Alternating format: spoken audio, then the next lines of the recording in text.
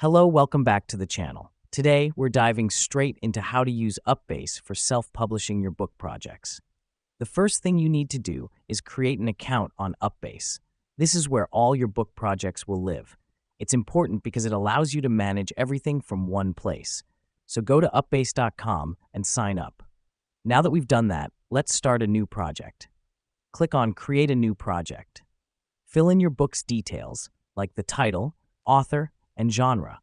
This helps us because it organizes all the information for your book and keeps everything in one spot.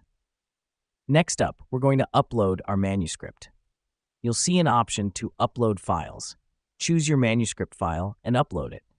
The reason we do this is to get our work into the system so that we can start the self-publishing process.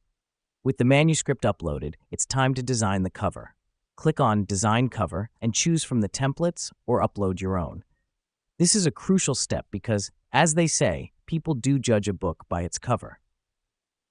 After we've designed a cover that we're happy with, it's time to publish. Click Publish. Here's what's happening behind the scenes. UpBase is preparing your book to be published on several platforms, including Amazon and Barnes & Noble. This maximizes your book's exposure. But before you press that Publish button, make sure to preview your book. It's always a good idea to double-check everything. You'll see a preview button next to Publish. Click on it and go through your book. This step is important because it ensures that everything looks exactly as you want before your book goes live. And there you have it.